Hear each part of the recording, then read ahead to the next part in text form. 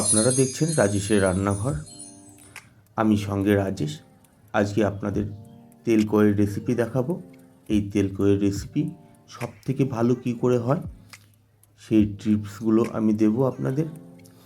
আর আজকের উপকরণ যা যা লাগবে রেসিপির জন্য সেইগুলো নিয়েছি। এখানটায় 500 গ্রাম কই মাছ নিয়েছি। কই মাছগুলো হলুদ আর লবণ দিয়ে মাখিয়ে নিয়েছি ভেজে নেওয়ার জন্য। আর এই দিকে যে মশলাগুলো করব সেখানে 10 গ্রাম আদা, 3টি কাঁচা লঙ্কা, 3টে শুকনো লঙ্কা। এই শুকনো লঙ্কাটা নিয়েছি কালারের জন্য। 1 টুকরো দারচিনি নিয়েছি, 2টো এলাচ, এই জন্য ভালো একটা সুন্দর ফ্লেভার আসবে। এখানটায় নিয়েছি 1 চামচ জিরে, হাফ চা চামচ পাঁচফোড়ন।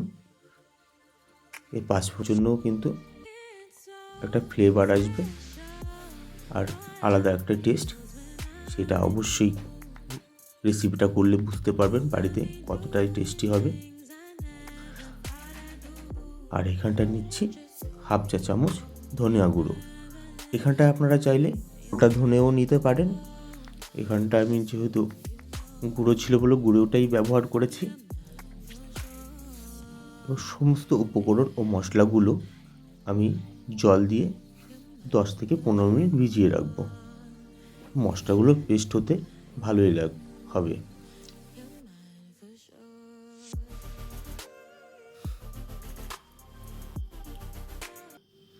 এদিকে মাছগুলো লবণ আর হলুদ দিয়ে হলুদ লবণ দিয়ে মাখিয়ে ভেজে নেব। তার জন্য একটা কড়া নিয়ে কড়াটায় আমি 100 গ্রাম সরিষার তেল নিয়েছি। এই তেলটা গরম হয়ে গেছে। মাছগুলো আমি ভেজে নেব।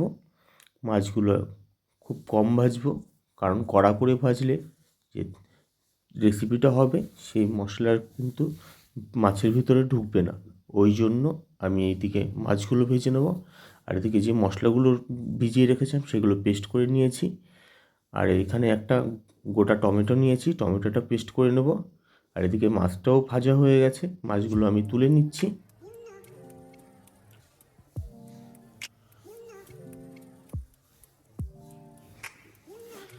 আর বাদ বাকি মাছগুলো ভেজে নেব, 2টো মাছ।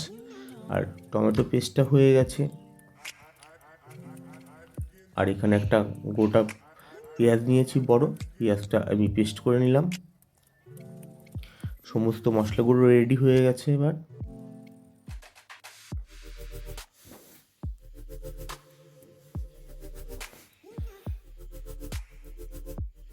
এদিকে মাছ দুটোও ভাজা কমপ্লিট হয়ে গেছে। এবার কড়ার মধ্যে আমি আর একটু তেল নিয়ে নেব।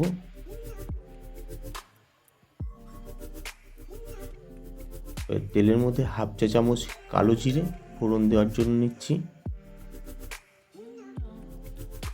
এবার পেস্ট করে রাখা পেঁয়াজ দিয়ে দিচ্ছি। পেঁয়াজটা ভেজে নেব।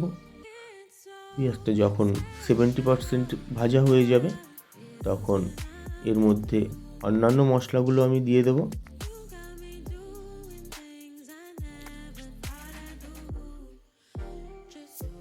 পেঁয়াজটা 70% ভাজা হয়ে গেছে। এবার পেস্ট করে রাখা মশলাগুলো আমি দিয়ে দিচ্ছি।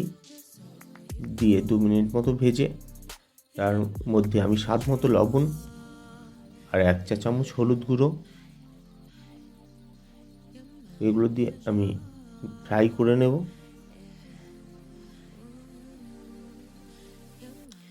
দেখুন মশলাটা ভাজা হয়েছে, তার জন্য মশলার গায়ের থেকে একটা তেল ছেড়েছে, তখন বুঝে নিতে হবে যে মশলাটা ভাজা হয়ে গেছে।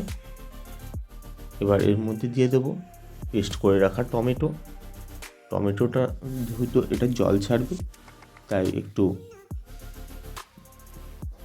ভেজে নেবো ভালো করে। আর এখানটায় হাফ চা চামচ চিনি নিচ্ছি স্বাদের জন্য বা কালার।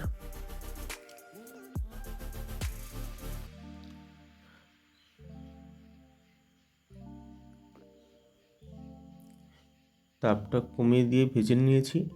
আর এর মধ্যে আমি 400 গ্রাম জল দিয়েছি। এই জলটা আমি বেশি দেব না, যেহেতু এটা তেলকই হবে, একটু গ্রেভিটা ঘন হলেই খেতে ভালো লাগবে। জল দেওয়ার পরে আমি 4 থেকে 5 মিনিট জাল করে নিয়েছি। জলটা ফুটে গেছে, এর মধ্যে আমি দিয়ে দেব কই মাছগুলো।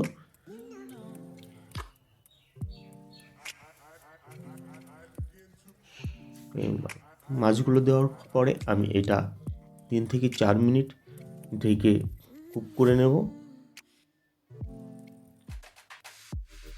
3 থেকে 4 মিনিট কমপ্লিট হয়ে গেছে। দেখুন গ্রেভিটা ঘন হয়ে এসছে। ঢাকাটা তুলে আমি আরও 2 মিনিট জাল করে নিচ্ছি। এবার একটু গরম মশলা, হাফ চামচের থেকেও কম গরম মশলা দিয়ে নাড়িয়ে চাড়িয়ে আমি এবার তরকারিটা নামিয়ে নেব। রেসিপিটা পুরো কমপ্লিট হয়ে গেছে। দেখুন গরম গরম ভাতের সঙ্গে খেতে কিন্তু দারুণ লাগবে। আমার এই রেসিপিটা যদি আপনাদের ভালো লেগে থাকে অবশ্যই লাইক, কমেন্ট, সাবস্ক্রাইব আর পাশে থাকবেন। সম্পূর্ণটা ভিডিও দেখার জন্য অসংখ্য ধন্যবাদ। দেখা হচ্ছে পরের ভিডিওতে।